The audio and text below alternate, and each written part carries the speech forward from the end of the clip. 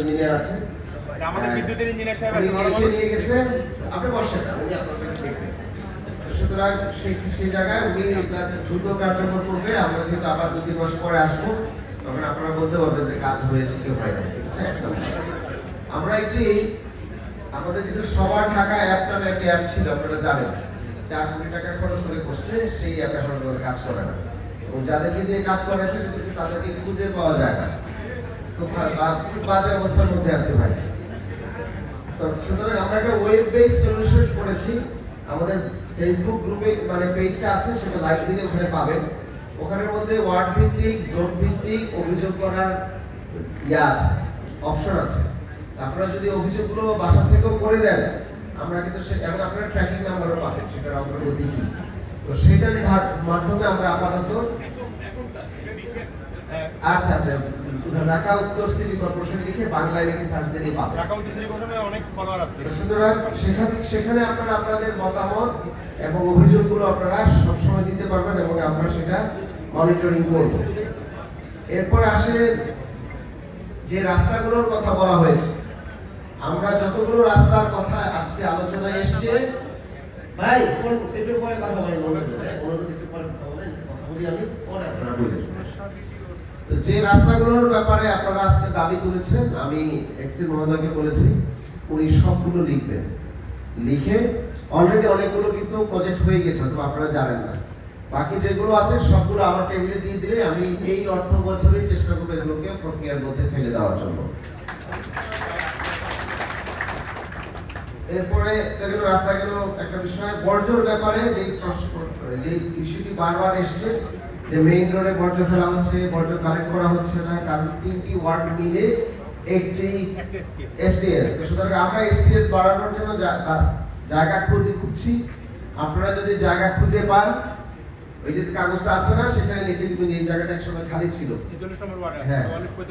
44-45-এ কোনো এসটিএস নাই। আপনারা যদি জায়গা বের করে দেন কিংবা ইশারা করে দেন, আমরা বাকিটুকু কাজ করে নেব। তো সুতরাং হ্যাঁ, আমরা আপনাদেরকে অনুরোধ জানাচ্ছি, আপনাদের পরিচিত কোথাও খাস জমি যদি আপনাদের নলেজে আছে, আমরা জানি না, অথবা সরকারি জমি আপনাদের নলেজে আছে, আমরা জানি না, আমাদেরকে জানালে সেটা আমরা করব। 3 নাম্বার হচ্ছে নদীর পার বাধাই নিয়ে একটি কথা বলেছেন। দেখি আমি বিআইডব্লিউটি এর সাথে কথা বলে সেটাকে কোনো প্রজেক্ট আমি করতে পারি কিনা। জুলাই মনুমেন্ট করার কথা বলা হয়েছে, আমাদেরকে জায়গা দেন, ডিজাইন করে দেন, আমরা করে দেবো।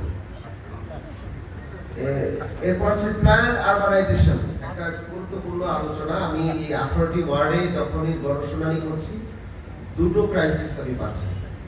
1 নাম্বার হচ্ছে যে ডেফিনেটলি ইনফ্রাস্ট্রাকচার ইনভেস্টমেন্ট অনেক কম। আগে এগুলো গ্রাম ছিল, এখন শহরে রূপান্তর হচ্ছে, কিভাবে হবে না হবে সেটা একটা বড় বিষয় আছে। আমরা কুরবানির আগে যেহেতু আমাদের ওয়ার্ড অফিস নাই, বাট ওয়ার্ড ভিত্তিক একটা কার্যকরী ওয়ার্ড ওয়ার্কিং কমিটি আমরা করছি 13-14 সদস্যের। তাদেরকে নিয়ে আমরা তাহলে 54টা ওয়ার্ডে 54টা কমিটি হবে, যারা আমাদের এই সিটি কর্পোরেশনের কাজগুলো ওয়ার্ড অফিস তখন থাকবে না, কিন্তু এই কমিটির মাধ্যমে আপনাদের সাথে যোগাযোগ করে সিদ্ধান্ত, অ্যাক্টিভিটি, আমাদের নিজস্ব কাজ, ইনফরমেশন দেওয়া, এই সব কিছু আমরা এই কমিটির মাধ্যমে আপনাদের সাথে করব, যেহেতু এখন পর্যন্ত অ্যাডমিনিস্ট্রেটর দেওয়া হয় না। এবং এই কমিটিটা আমি ঈদের আগে করেছি। সুতরাং ঈদের আগে দুটো কাজ হবে। একটা হচ্ছে কমিটি আপনাদের সাথে, আপনাদের কাছ থেকে নিয়ে যেহেতু কমিটিটা করব, সেই কমিটি স্থানীয় লোকজনের রিপ্রেজেন্টেশন থাকবে। দ্বিতীয় হচ্ছে যে কুরবানির বর্জ্য ব্যবস্থাপনা, মশার ওষুধ দেওয়া এবং অন্যান্য যে সমস্যাগুলো আছে, নাগরিক সমস্যাগুলো আছে, সেটা যেন তারা যেন খুব অ্যাক্টিভ এগুলো করতে পারে, পঞ্চায়েতের মতো আর। সুতরাং সেটা কার্যকর হবে আমরা আশা করছি।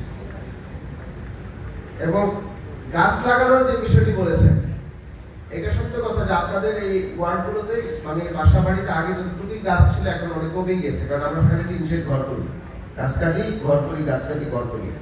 তারপরও এই 3 ওয়ার্ডে যদি আপনারা গাছ লাগানোর কর্মসূচি আমাদের সাথে যুক্ত হতে চান, স্থানীয়ভাবে আপনারা যদি আপনাদের যদি কোনো সংগঠন থাকে আসতে পারেন, আপনাদের বাড়ি মালিক সমিতি আছে আপনারা আসতে পারেন, যুবক যারা আছেন তারা একসাথে মিলে আসতে পারেন, সোসাইটি থেকে আসতে পারেন। আমরা নিজেরা আপনাদেরকে গাছ কিনে তারপরে আমাদের লোকজন দিয়ে আমরা সহায়তা করব এবং আমরা বড় গাছ লাগাবো। এবার ছোট গাছ লাগাবো না, এই দুটো গাছ লাগাবো, আমরা একটা 15 ফিট 16 ফিট গাছ লাগাবো। এবং আপনাদের অঞ্চলে কিন্তু প্রচুর খালি জায়গা আছে গাছ লাগানোর মতো। তো সুতরাং আপনারা যদি প্ল্যান করেন যে কোথায় কোথায় গাছ লাগানো যাবে, সেই প্ল্যান নিয়ে আমাদের এই অফিসে আসবেন। আসলে আমরা সেই গাছ লাগানো নিয়ে দরকার হলে যেদিন আপনারা সবাই মিলে থাকবেন, আগে কাগজ দিয়ে যান, আমরা একটা প্ল্যান করি, করে ওই দিন দরকার পড়লে আমিও থাকবো। সুতরাং এরকম ভাবে ওনারা বিচ্ছিন্নভাবে করবেন। এটা আমার একটা বড় এজেন্ডা যে পুরো ঢাকাকে আমরা সবুজ আচ্ছাদিত করবো এই বছর। এই যে বর্ষাটা আছে, এই বর্ষায় আমরা পুরো ঢাকাকে একদম সবুজ আচ্ছাদিত করবো।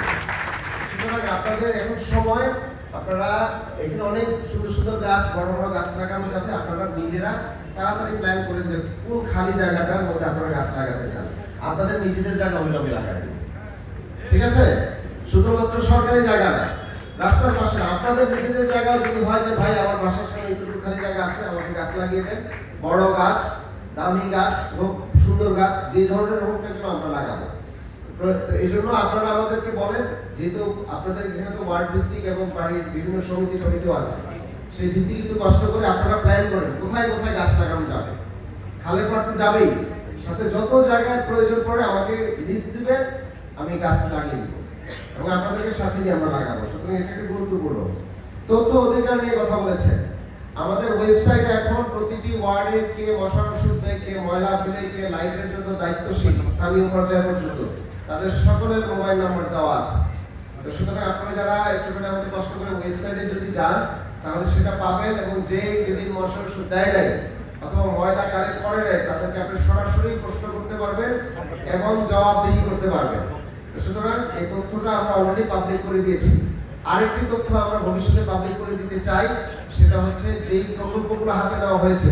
আপনারা একটা কথা বললেন না যে দুর্নীতি হয়, প্রতিটি প্রকল্পের কন্ট্রাক্টরকে কি মাল ম্যাটেরিয়ালস ব্যবহার করবেন, কতটুকু ব্যবহার করবেন, কিভাবে করবেন, কতদিনের মধ্যে করবেন, এই সকল তথ্য আমরা উন্মুক্ত করে দেব। সুতরাং আপনারা এটা সেভাবে মনিটর করতে পারবেন এবং দুর্নীতি হচ্ছে কিনা আপনারা সেটা দেখতে পাবেন। একজন যদি কোনো রকম দুর্নীতি, একজন কন্ট্রাক্টরও যদি দুর্নীতি করেন, আমরা কিন্তু তার বিরুদ্ধে ব্যবস্থা নেব। সুতরাং আমরা এই স্বচ্ছতার মাধ্যমে এই কাজগুলো করতে চাই। একদিকে আমরা কন্ট্রাক্টরদেরকে বলছি আপনারা ভালো কাজ করবেন, ভালো কাজ করলে আমাদের অফিসে আসতে হবে না, অটোমেটিকলি আমরা চেক ইস্যু করে দিয়ে দিব কাজ বুঝে নেওয়ার সাথে সাথে। কিন্তু কাজ যেন মানসম্মত হয়, কারণ এটা জনগণের অধিকার, এখানে যেন কোনো চুরি না করা হয় যায় সেই ব্যবস্থা আপনারা করবেন। মশার ক্ষেত্রেও এক কথা বললাম, মশা আমরা আপনারা হয়তো জেনে থাকবেন যে আগামী সপ্তাহে আমরা মশা ব্যবস্থাপনা, ওষুধ ছিটানো এই পুরোটি আমরা সিটি কর্পোরেশন থেকে আর্মিকে দায়িত্ব দিয়ে দিচ্ছি। কারণ মশার ওষুধ ছিটানো হয় না বলে কিন্তু এই ধরনের অভিযোগ রয়েছে।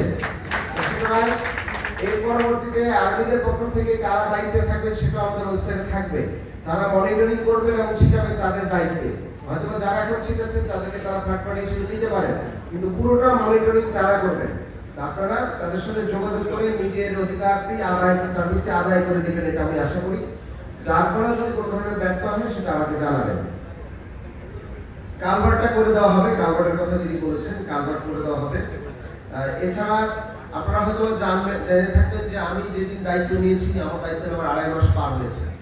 আমি প্রথম দায়িত্ব নেওয়ার পরের দিন আমি আপনাদের কাজকুড়াতে আমায়া মোজাই একটি 1 একর জায়গা উদ্ধার করে সেটা মাঠের জন্য ডেডিকেট করে দিয়েছি।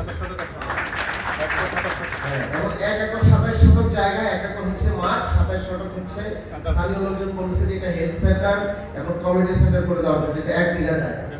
তো ভবিষ্যতে সেটা একটা কমিউনিটি সেন্টার হবে এবং এই মাঠ এখন মানে বাউন্ডারি ওয়াল দেওয়া হচ্ছে এবং আমরা চাবো এই প্রতিটি ওয়ার্ডে মিনিমাম 2-3টি করে মাঠ হোক।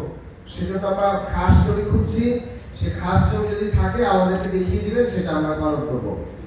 ইমাম সাহেবদের একটি বড় দায়িত্ব আছে। ইমাম সাহেবদের সবচেয়ে বড় দায়িত্ব হচ্ছে আমি মনে করি যে ঈমান আমলের নসিহতের সাথে সাথে আখলাকের নসিহত দেওয়া।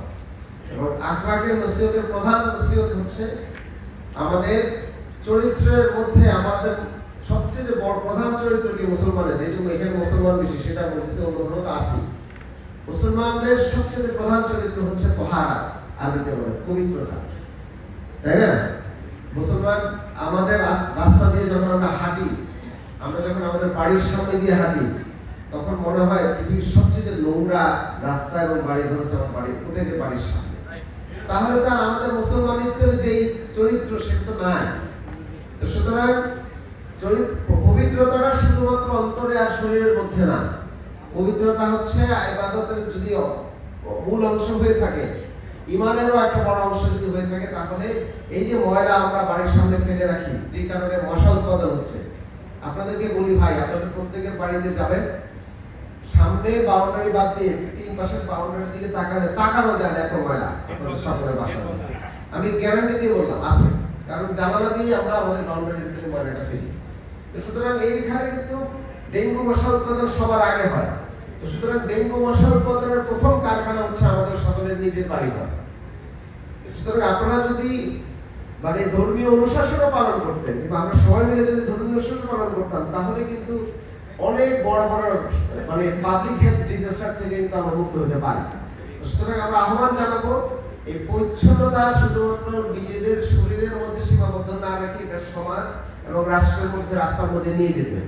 আল্লাহ রাসূল রাস্তাতে হেঁটে বলছেন যে ইমানের সবচেয়ে লাস্টে 70টা স্তর যদি থাকে, সর্বনিম্ন স্তর হচ্ছে রাস্তা থেকে আমি ময়লা, পাথর, মানুষের চলাচলের জন্য কষ্ট হয় সেটাকে আমি সরিয়ে রাখা।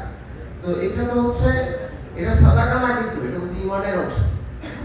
ইমান মানে বিশ্বাসের অংশ। তাহলে আমার বিশ্বাস, ন্যূনতম যদি বিশ্বাস থাকে, তাহলে আমি রাস্তায় ময়লা ফেলবো না এবং রাখবো না। এটা আমার বিশ্বাসের অংশ বলা হচ্ছে, শর্ত।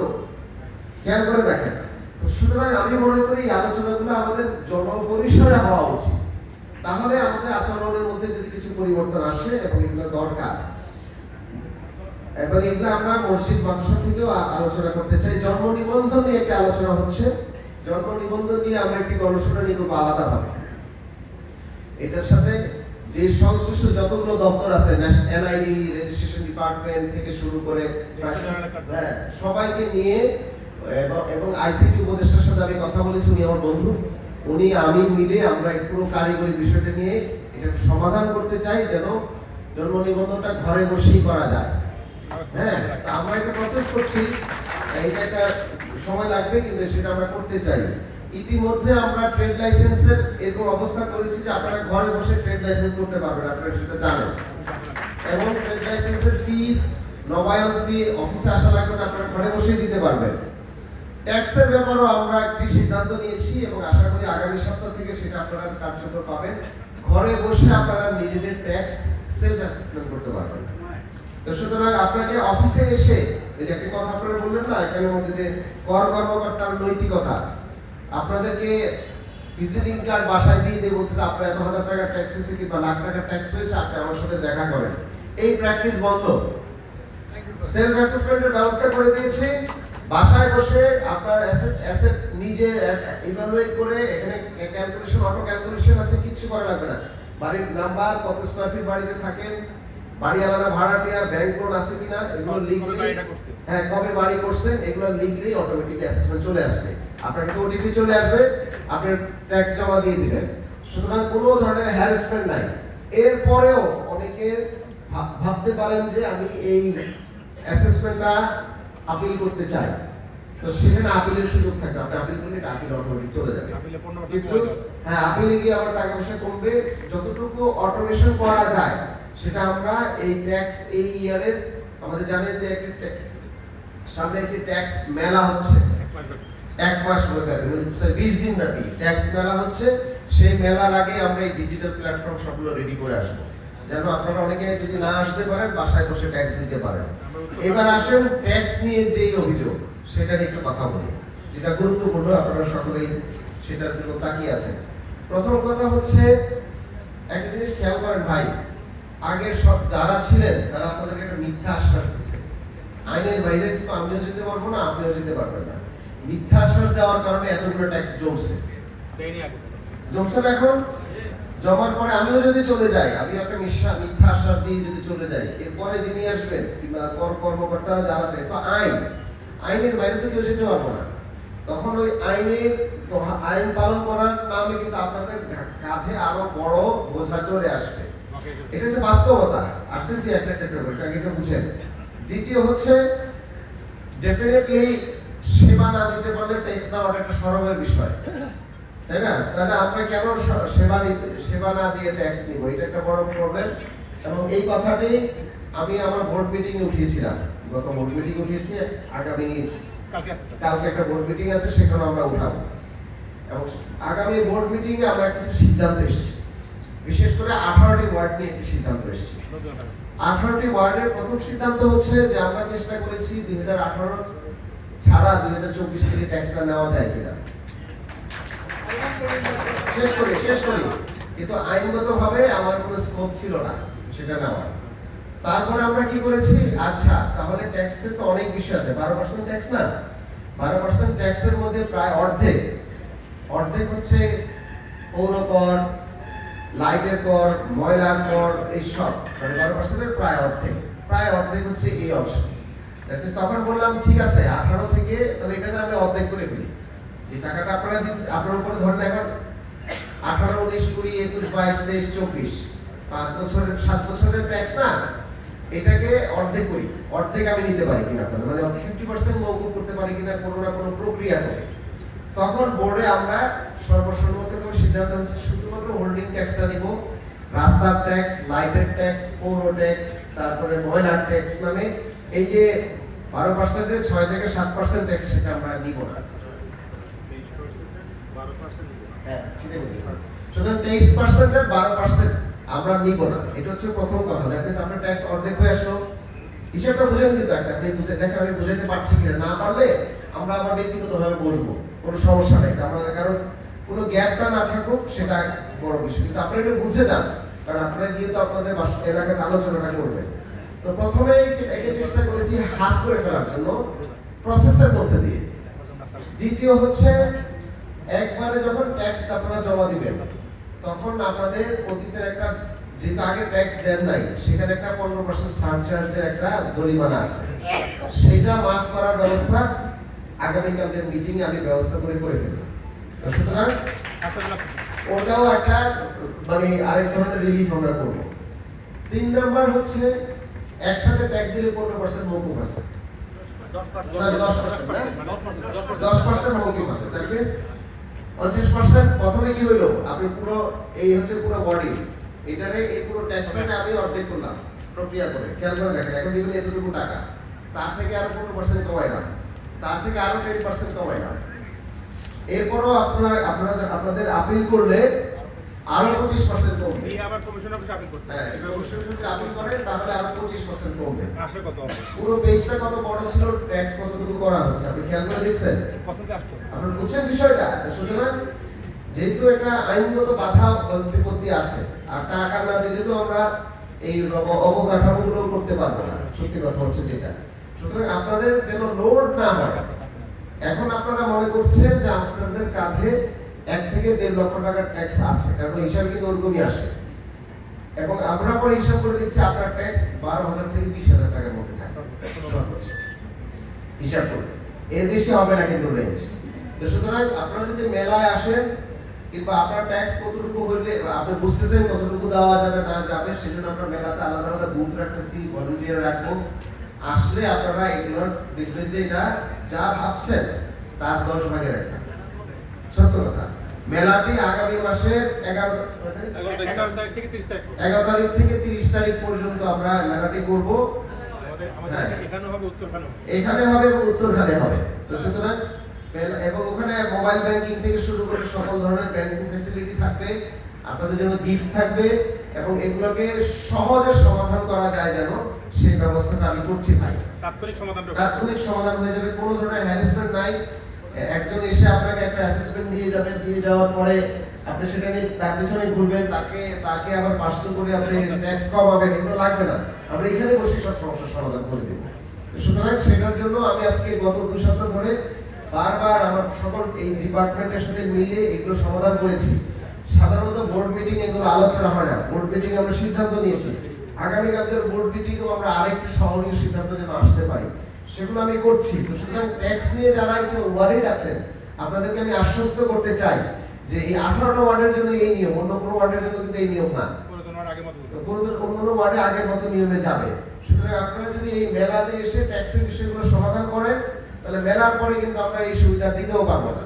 তো সুতরাং ট্যাক্সগুলো দিয়ে দিলে, এবং এটা আপনারা যা লোড ভাবছেন তা 10 ভাগের 1 ভাগও না। আমি আপনাকে আবার বারবার বলছি, আপনারা আসলে ক্যালকুলেশনে হিসাব করে নিজেরা কনভিন্স হলে তো আপনারা ট্যাক্সটা দিবেন। তো সুতরাং আপনারা মেলায় আসেন, নিজেরা কনভিন্স হন। এরপরেও যদি তার আগে কনভিন্স হতে চান, আমাদের রেভিনিউ ডিপার্টমেন্টে এসে কথা বলে যান। আমাদের সঙ্গে বলতে পারেন স্যার। হ্যাঁ, সরাসরি ওনাদের সাথে কথা বলে, কথা বললে বুঝবেন যে আপনি আসলে যা ভাবছেন তা না। সুতরাং এটা একটা সমস্যার সমাধান আমরা খুব সহজভাবে করার চিন্তা করছি। লাস্ট যে কথাটা বলে শেষ করতে চাই সেটা হচ্ছে যে আমি আঞ্চলিক নির্বাহী কর্মকর্তা মহোদয়কে বলেছি, আপনাদের এই যে টেসলা, মানে যেটাকে গরিবের টেসলা বলে